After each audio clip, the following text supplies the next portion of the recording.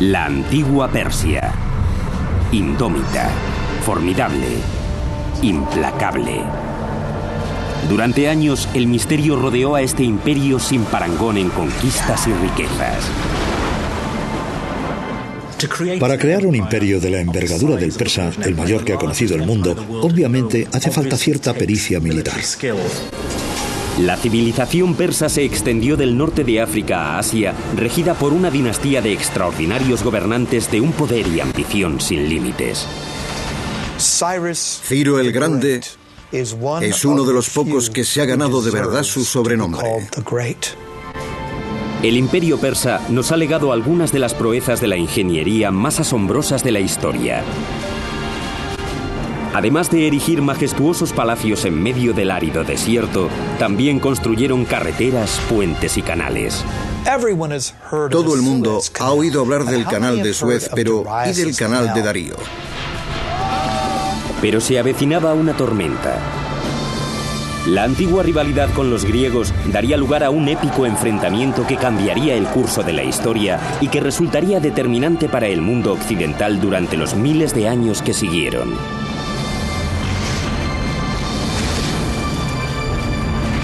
La construcción de un imperio, los persas. Corría el año 330 a.C. cuando un joven rey macedonio venció a los persas y condujo a su ejército invasor hasta Persépolis, la espectacular capital del imperio. Aquel rey no era otro que Alejandro Magno, un ferviente admirador de los grandes gobernantes persas. A la caída de la tarde, la celebración de la victoria griega degeneró en una algarada de borrachos. Con el alba, Persépolis, la joya del imperio persa, veía cómo los palacios que le habían dado fama en todo el mundo conocido ardían hasta los cimientos. 2500 años después de aquello, estas inmensas torres se yerguen como testamento de las imponentes alturas que llegó a alcanzar este imperio, ahora olvidado. Para mí, Persia es sinónimo de lujo, delicados tapices y bellas alfombras. Bueno, y de Otis, mi gato persa.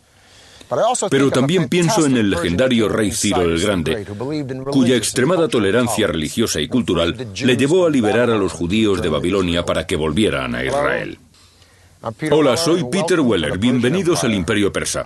Alrededor de 4000 años antes de Cristo, dos tribus nómadas se empezaron a asentar en una fértil pero abrasadora meseta iraní. Al norte estaban los medos y al sur los persas. Debido al carácter nómada de estas tribus, se interesaron más por la supervivencia que por la conquista. Al abandonar sus costumbres trashumantes, tuvieron que aprender a cultivar esta rica meseta de Irán, pero para ello necesitaban una fuente de agua.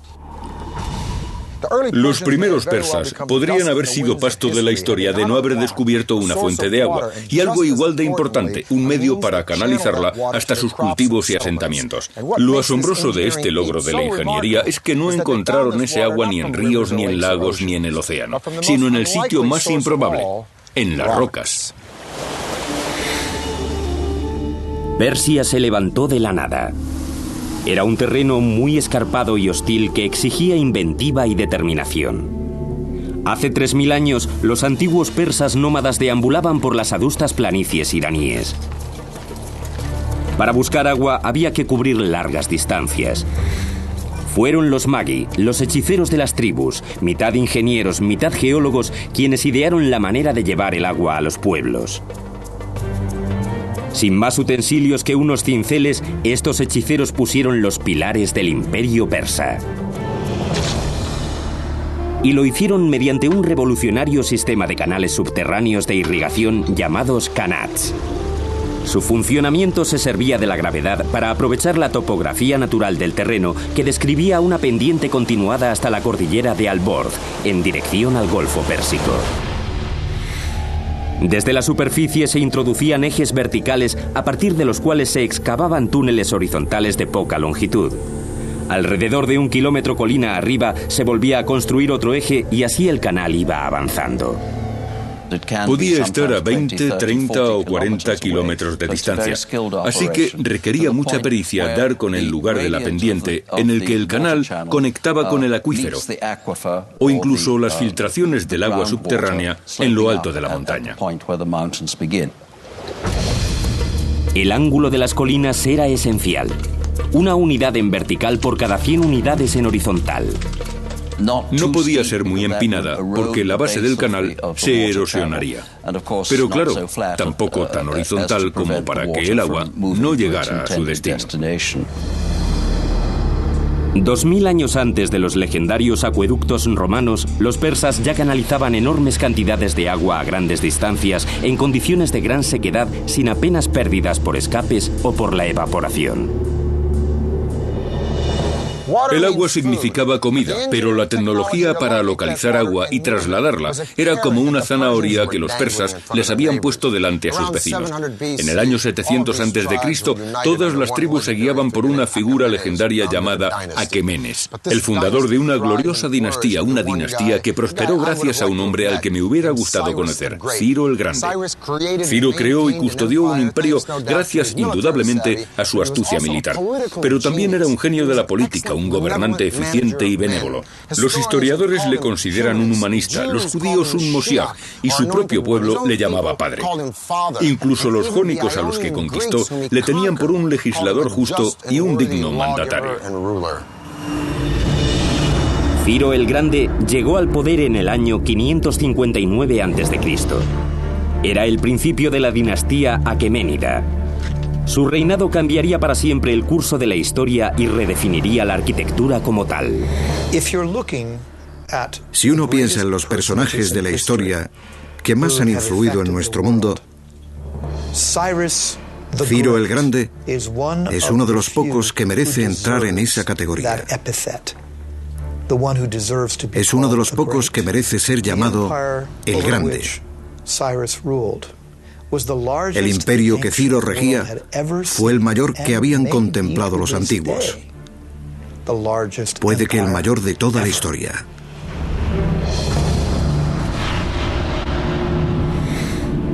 En el año 554 a.C., Ciro había aplastado a todos sus opositores y su liderazgo en Persia no tenía disputa. Era el momento de conquistar el mundo. Si pretendía levantar un imperio, necesitaría una capital que estuviera a la altura de su importancia política.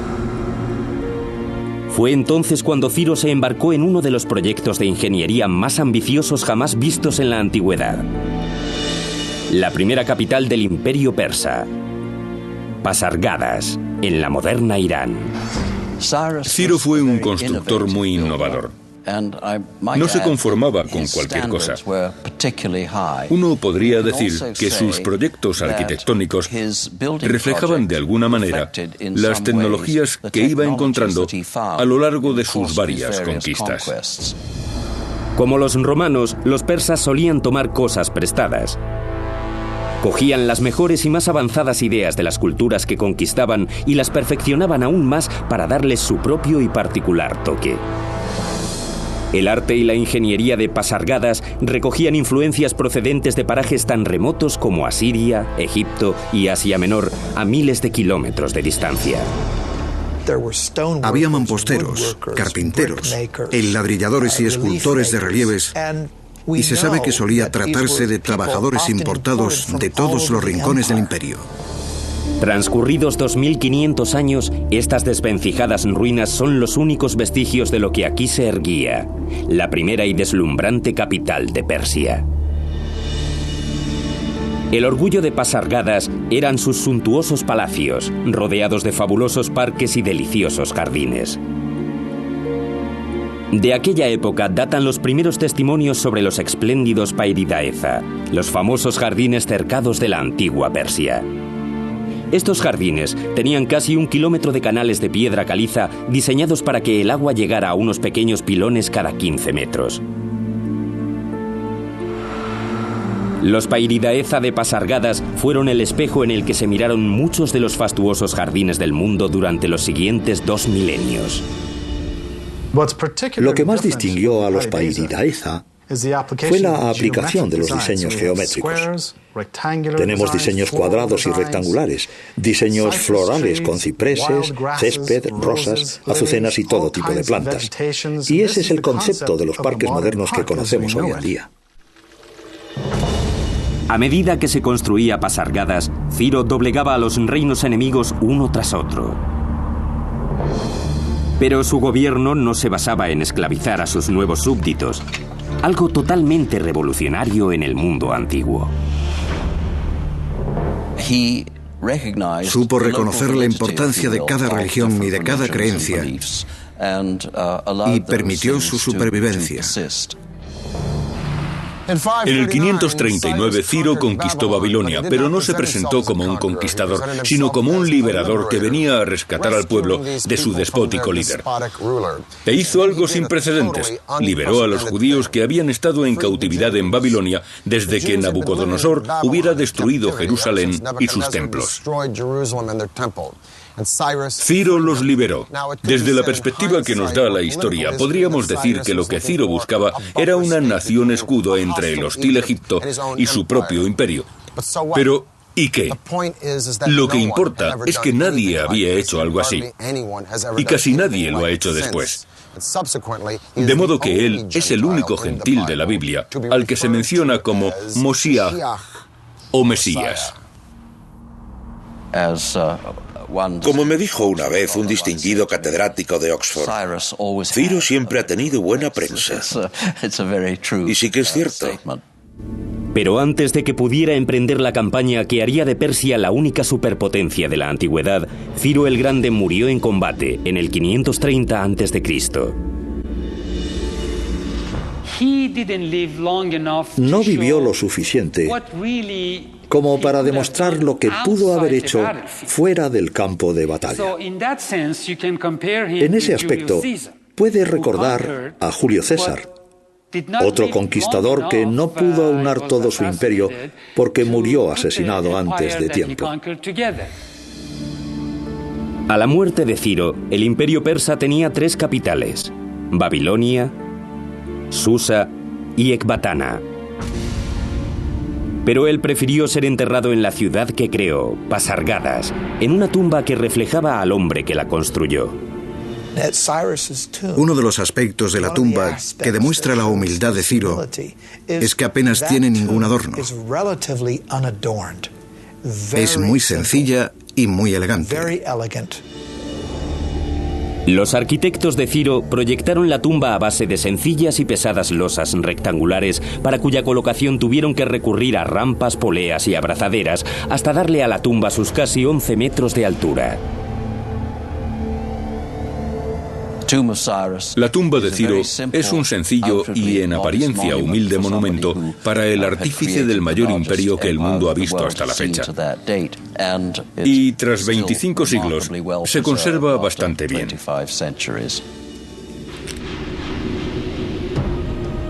Durante 30 años, ninguna potencia sobre la faz de la tierra le pudo hacer frente a Ciro el Grande. La vacante de su trono creaba un vacío de poder que arrastraría al mundo antiguo al mayor de los caos. En el año 530 a.C. moría Ciro el Grande, el arquitecto del mayor imperio que el mundo había conocido. El futuro de Persia pendía de un hilo. En un momento en el que rivales y aspirantes al trono se disputaban el poder, un primo lejano de Ciro, un brillante general, se alzó para asumir el mando. Cuando el ambiente se despejó, el imperio persa quedó firmemente sometido a su liderazgo. Este general, conocido como Darío, se convertiría en el que posiblemente haya sido el más legendario rey persa y uno de los mayores constructores de todos los tiempos. Darío no perdió el tiempo. Comenzó la reconstrucción de Susa, la antigua capital, con colosales palacios ornamentados con mampostería acristalada. La majestuosidad de Susa aún se puede apreciar en la misma Biblia.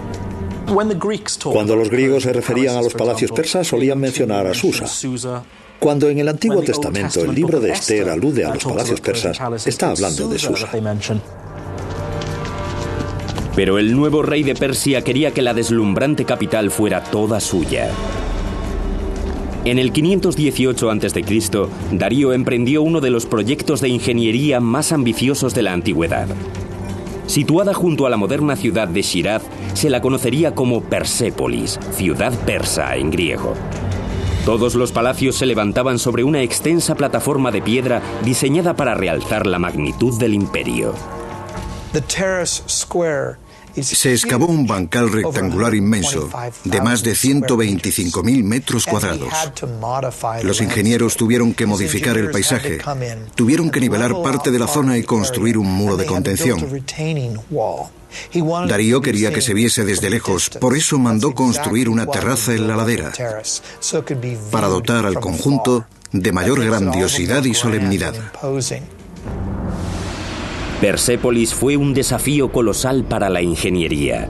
Sus muros superaban los 18 metros de alto y los 10 de ancho.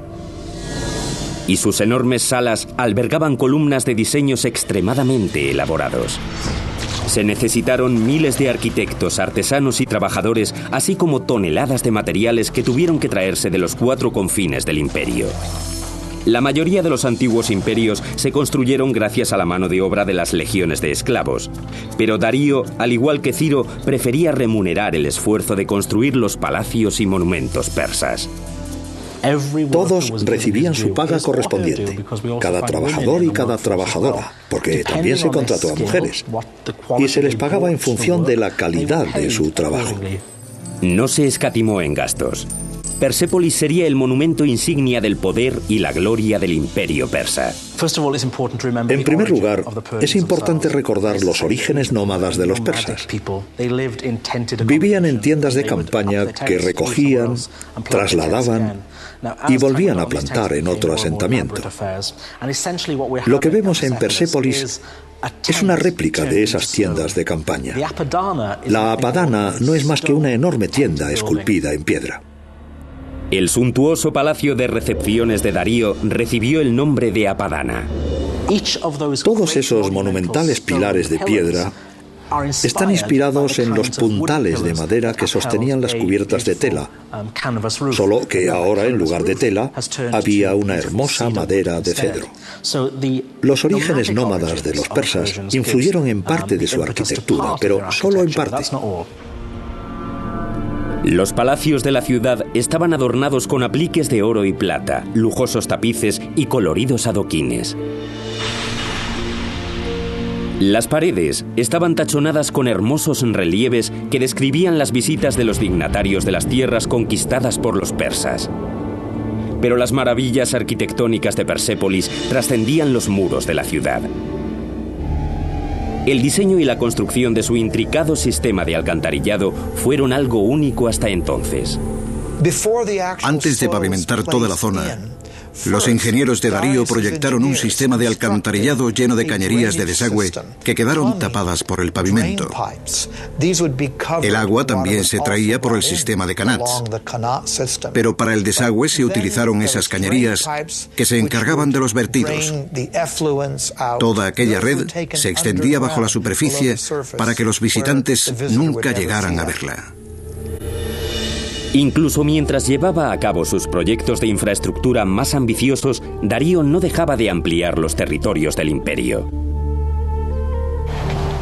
Bajo el acertado liderazgo de Darío, el imperio persa cobró unas proporciones gigantescas. Llegó a abarcar lo que hoy es Irán y Pakistán, parte de Armenia, Afganistán, Turquía, Egipto, Siria, el Líbano, Palestina, Jordania y algunas regiones de Asia Central hasta el norte de la India. No es cualquier cosa. Para conectar los extremos más alejados del imperio, Darío iba a poner en marcha 2 atrevidos proyectos. Uno se extendería más de 2.400 kilómetros a lo largo del imperio, y el otro crearía una vía de comunicación entre el Mar Rojo y el Mediterráneo.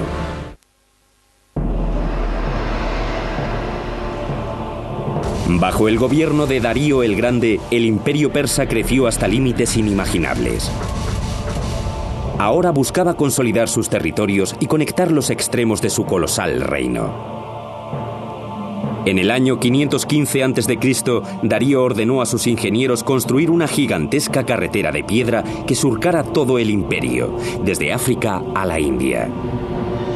Esta vía, que se extendería a lo largo de más de 2.400 kilómetros, recibió el nombre de Camino Real. Supuso todo un logro de la ingeniería porque tenía que atravesar montañas, bosques y desiertos. Lo que se hizo fue apelmazar y endurecer la tierra. No tenían asfalto, pero sí que sabían laminar la gravilla y los pequeños guijarros. Las carreteras de piedra son esenciales en los terrenos en los que el nivel freático puede ser alto. Para que el barro no impida el avance a pie o a caballo, hay que elevar el nivel del suelo. Eso significa extender primero algún tipo de superficie que o bien absorba las aguas subterráneas o impida que esas aguas desplacen la carretera.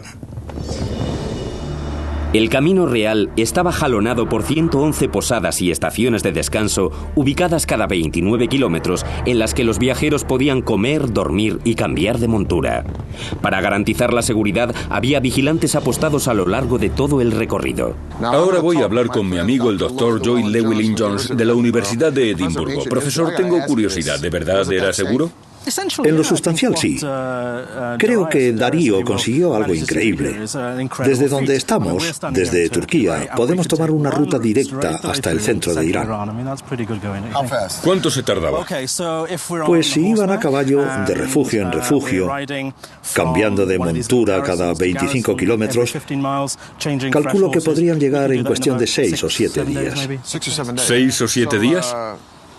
¿Y llevaban el correo por esta carretera? Por supuesto, y también era una ruta comercial. Ya te puedes imaginar el tremendo adelanto que supuso porque acortaba mucho territorio.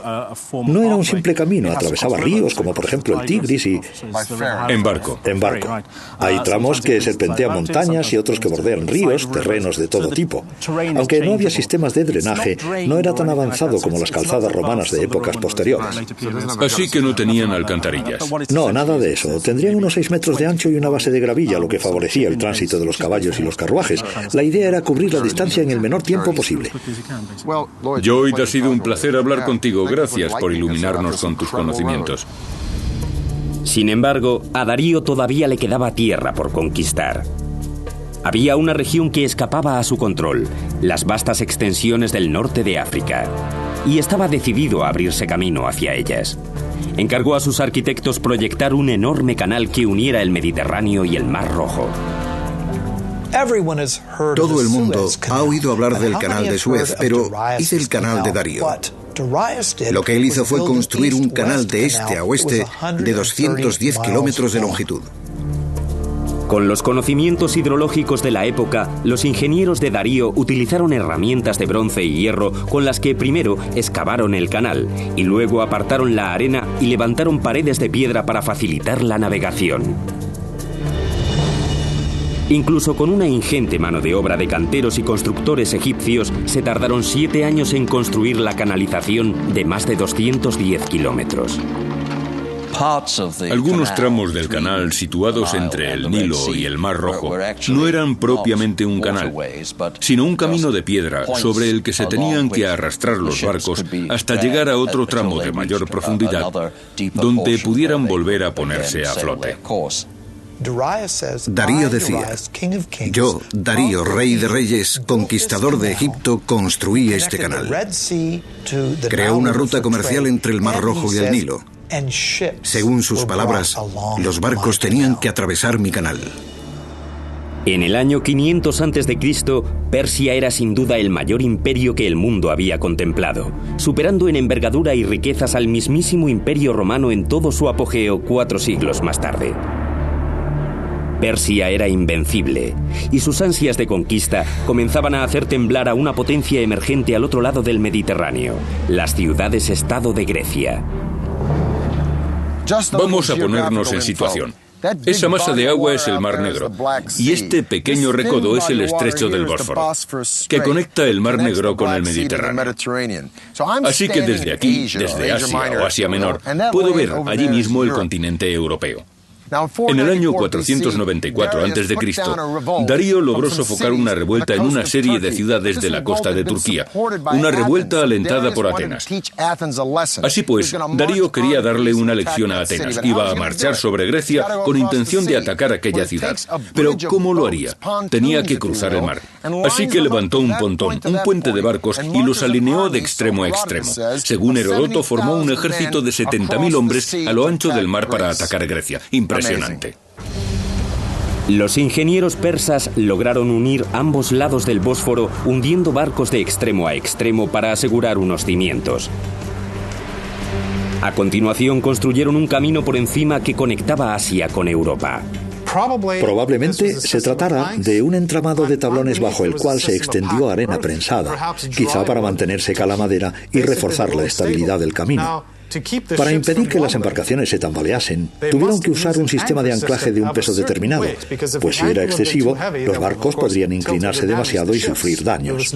El que los tablones se mantuvieran intactos, a pesar no solo del peso de todo el ejército que los cruzaba, sino también del oleaje del Bósforo, fue toda una maravilla de la ingeniería anterior a los ordenadores.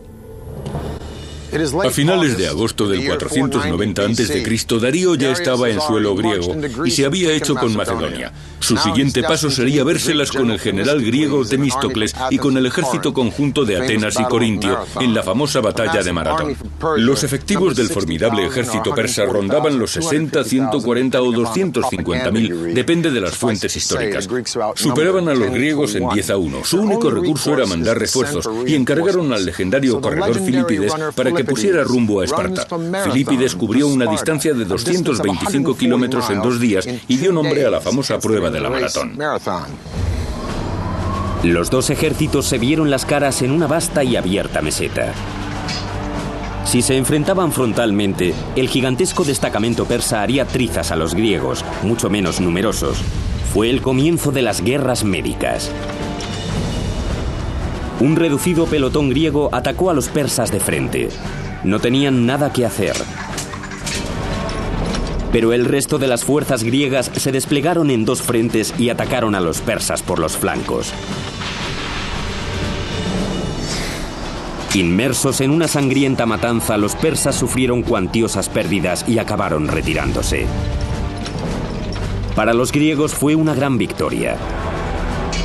Para los persas, un mero tropiezo en su camino hacia la dominación del mundo.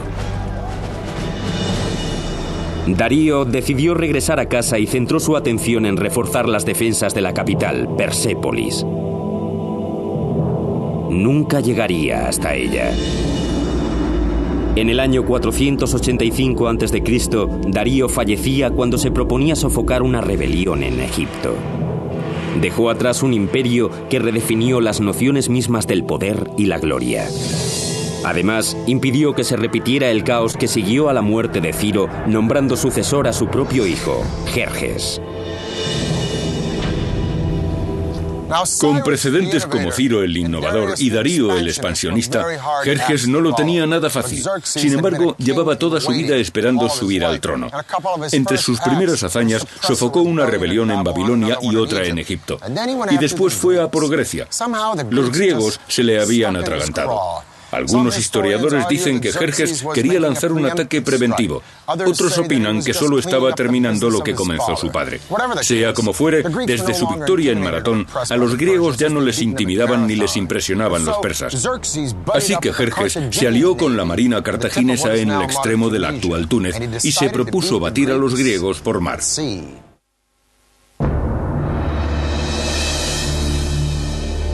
En el año 480 a.C., el imperio persa estaba en su apogeo, extenso, todopoderoso e inmensamente rico.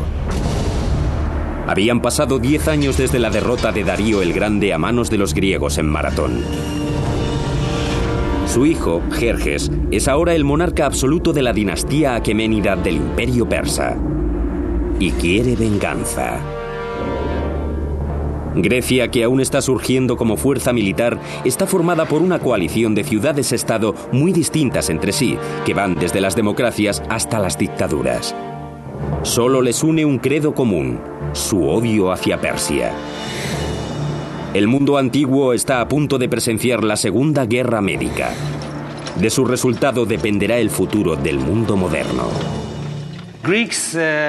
Tradicionalmente, los griegos llamaban bárbaros a todos los extranjeros. Es probable que todos los enfrentamientos entre este y oeste tuvieran su origen en los persas y griegos y hayan seguido desde entonces.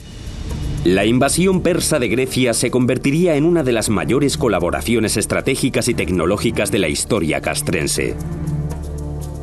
La invasión masiva consistiría en un complejo asalto por tierra y por mar que requeriría algunos de los avances más asombrosos de la ingeniería. Jerjes quería que sus fuerzas entraran en Grecia por el istmo del monte Azos. Pero la turbulencia de sus corrientes era tan fuerte que el rey mandó excavar un canal que cruzara el istmo. Con una numerosa mano de obra y diversos expertos en la construcción de canales, los hombres de Jerjes apenas tardaron 6 meses en concluir el proyecto. El siguiente reto al que se enfrentaban generales y arquitectos era aún mayor. El multitudinario ejército persa todavía tenía que cruzar el estrecho de Helesponto de 2,5 kilómetros de ancho. A día de hoy, su solución se considera uno de los proyectos de ingeniería más ambiciosos ideados para una campaña militar.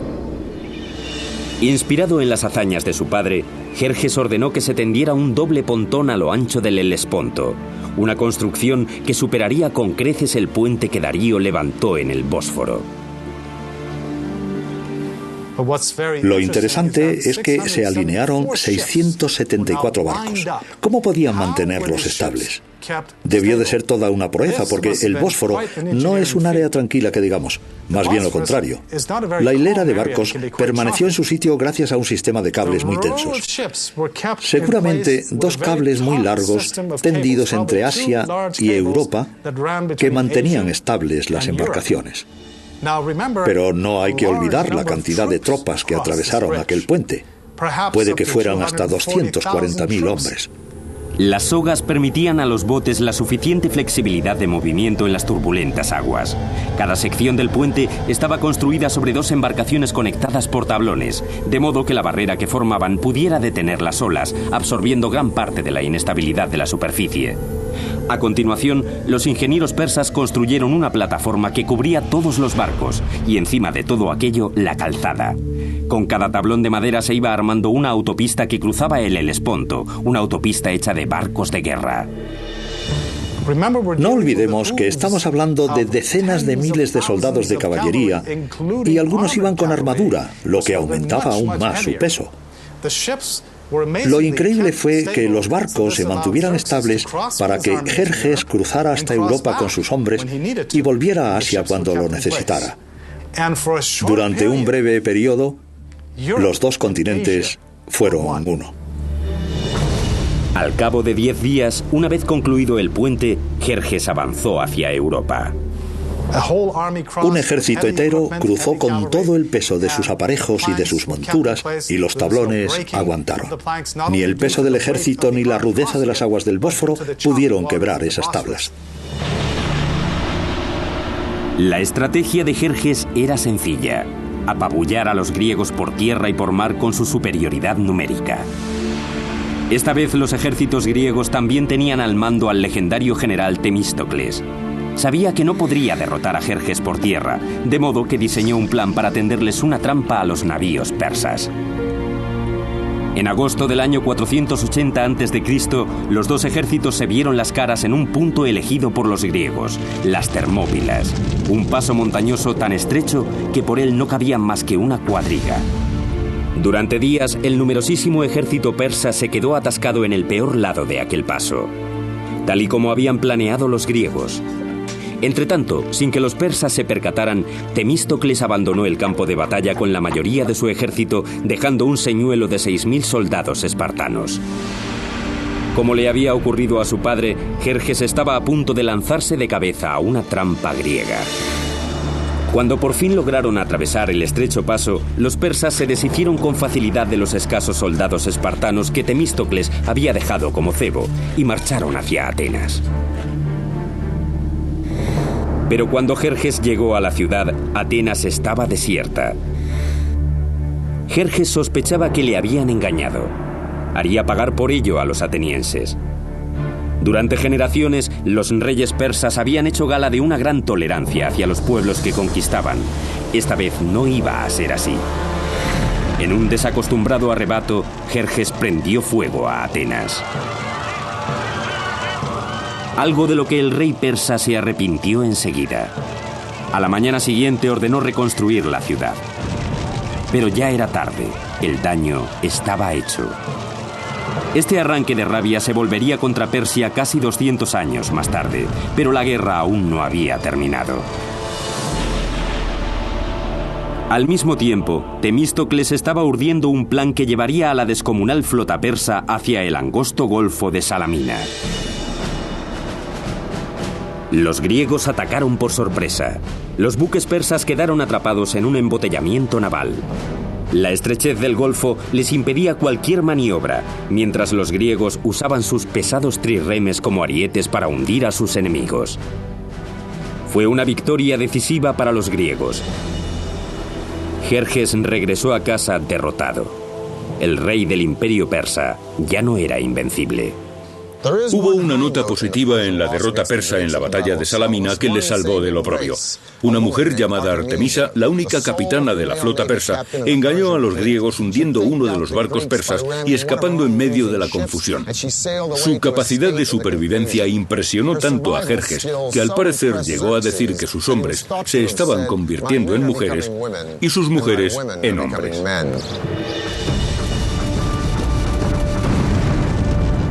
Las guerras médicas llevaron a Atenas a su época dorada, pero hicieron vulnerable al poderoso imperio. Le correspondería a un joven príncipe que idolatraba a los grandes monarcas persas darle al imperio la estocada final.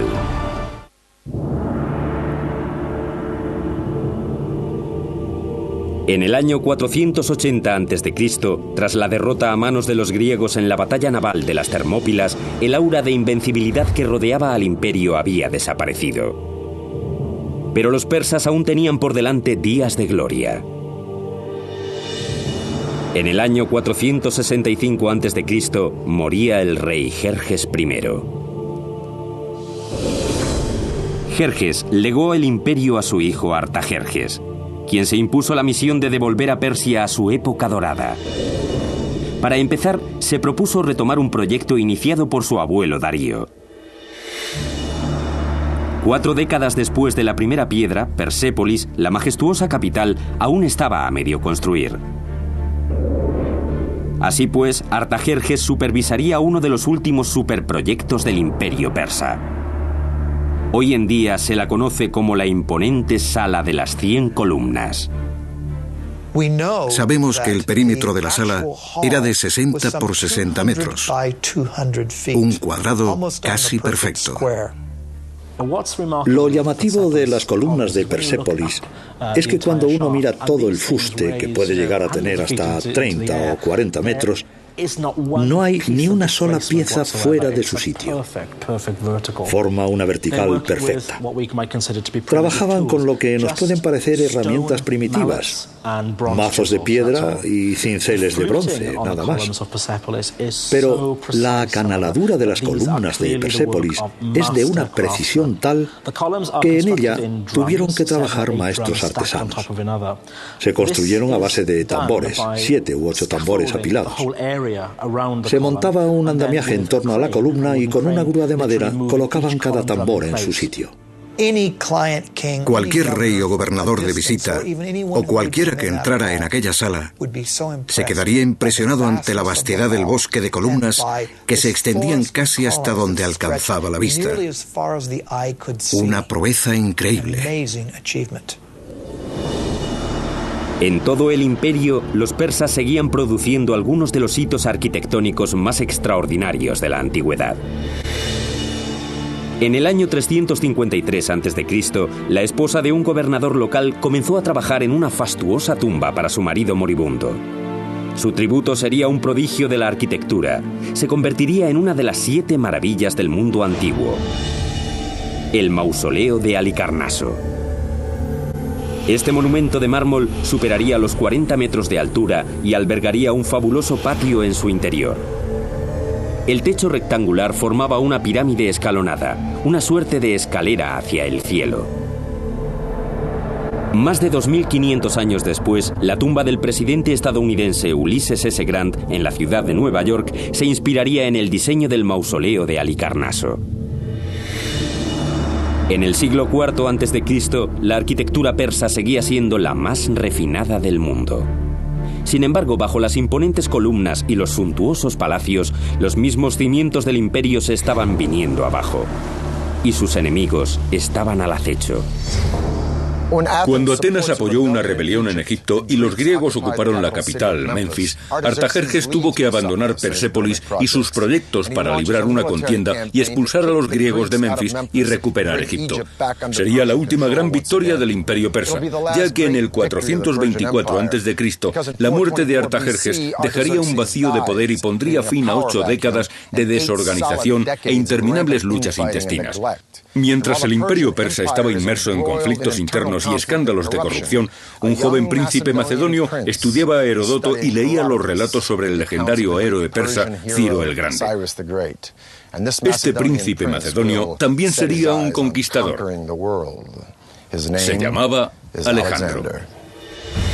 En el 336 a.C., un pariente lejano de Artajerjes subió al poder bajo un nombre propio de reyes, Darío III.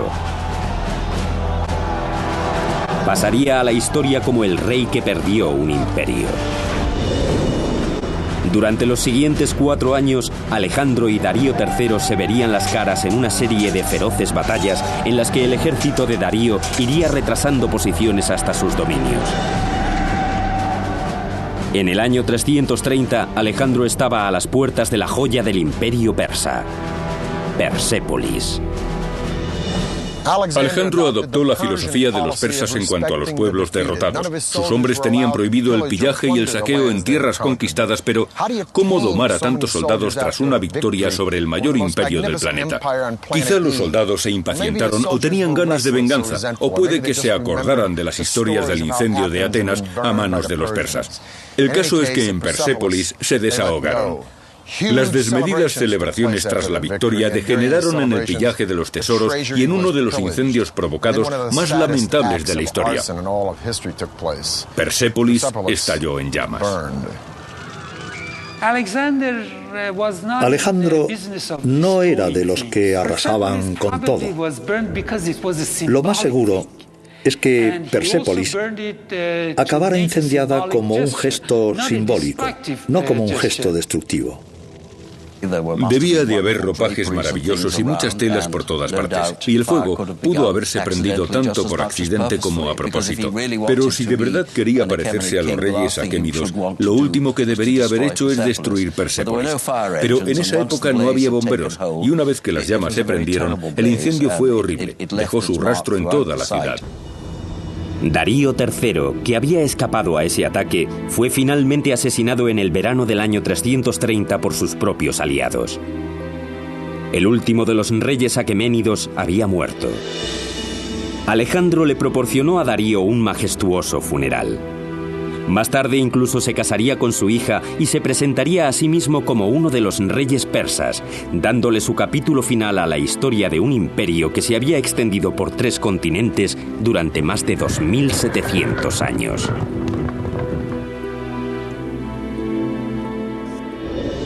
Alejandro, el admirador de los reyes persas, dio caza a los asesinos de Darío y los mató él mismo. Estaba convencido de que solo un rey tenía derecho a matar a otro rey, pero ¿hubiera llegado a matar a Darío? Seguramente no, porque Alejandro no había creado un imperio, sino que lo había conquistado. El imperio lo había creado Ciro el Grande. La astucia de Alejandro consistió en hacerse con Persia y emplear un imperio que ya era viejo mucho antes de nacer él. Un imperio cuyo legado cultural, su sofisticación y sus fastos pervivirían mucho después de su muerte. Desde territorio imperial, Peter Weller.